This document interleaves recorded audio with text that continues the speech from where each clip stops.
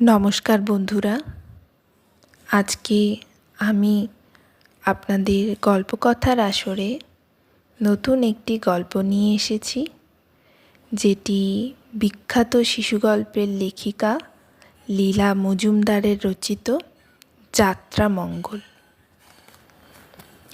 বলেছি তো, সেকালে অনেক লোকেই হাতি পুষত। আমার মেজ জ্যাঠামশাই উপেন্দ্র কিশোরের ময়মনসিংহের বাড়িতে দুটো হাতি ছিল, দুটি একেবারে দুরকম। মেয়ে হাতিটার নাম ছিল কুসুমকলি। যেমন মিষ্টি নাম, তেমনি মিষ্টি ছিল তার স্বভাবটিও। মাহুতের তাকে নিয়ে ভারী গর্ব ছিল। বাড়িতে কেউ এলে অমনি তাকে অতিথিদের কাছে নিয়ে যেত। কুসুমকলি মাথা নিচু করে সুর বাড়িয়ে তাদের পায়ে বুলিয়ে পায়ের ধুলো মাথায় নিত। মুখখানিও ছিল বড় মিষ্টি, চোখ দিয়ে মিটি মিটি হাসত। যাত্রামঙ্গল ছিল ঠিক এর উল্টোটি। দেখতেও যেমন বড় সড়ো, তেজালো মেজাজটাও তেমনি কড়া। কখন যে কি করে বসে তার ঠিক ঠিকানা ছিল না। কাজেই ওকে বাইরের লোকের সামনে আনলে সবাই সমস্তক্ষণ তটস্থ হয়ে থাকত। আসল ব্যাপার হলো, সবাইকে যাত্রামঙ্গল পছন্দ করতো না। বিশেষ করে নোংরা কাপড় পরা কেউ কাছে এলে ও হাড়ে হাড়ে চটে যেত। একবার যাত্রামঙ্গলকে বড় পুকুরে স্নান করাতে নিয়ে যাচ্ছিল মাহুত। যাত্রামঙ্গলও ঠান্ডা মেজাজেই চলেছিল। এমন সময় সামনে পড়ল এক বুড়ি। বুড়ির মাথায় একটা ধামা, ধামায় এক পুঁটলি চাল। বুড়ির কাপড় খুব একটা নোংরা ছিল না, কিন্তু পুঁটলির কাপড়টা ছিল জঘন্য।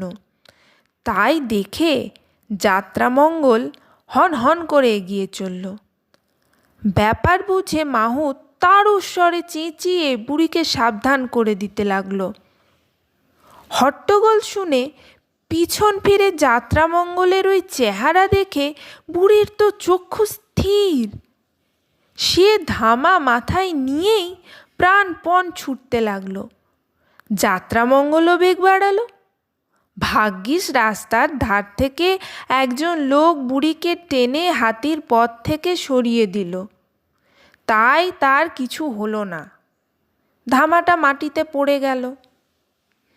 যাত্রামঙ্গল বুড়ির দিকে ফিরেও চাইল না।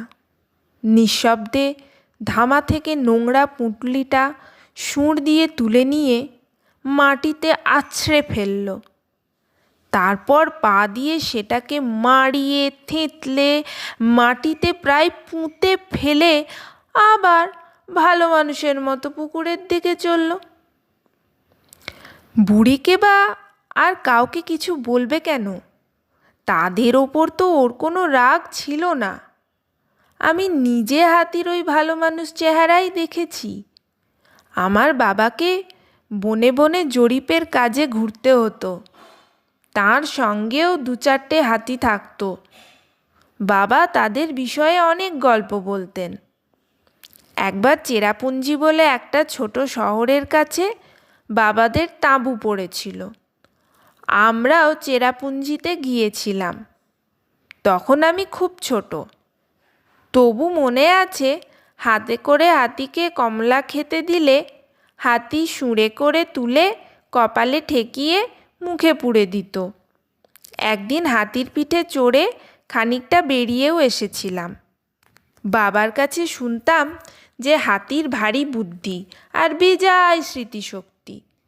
কেউ একবার খারাপ ব্যবহার করলে অনেক দিন মনে রাখে, সুবিধা পেলেই প্রতিশোধ নেয়। আবার ভালোবাসার মানুষদেরও কখনো ভোলে না।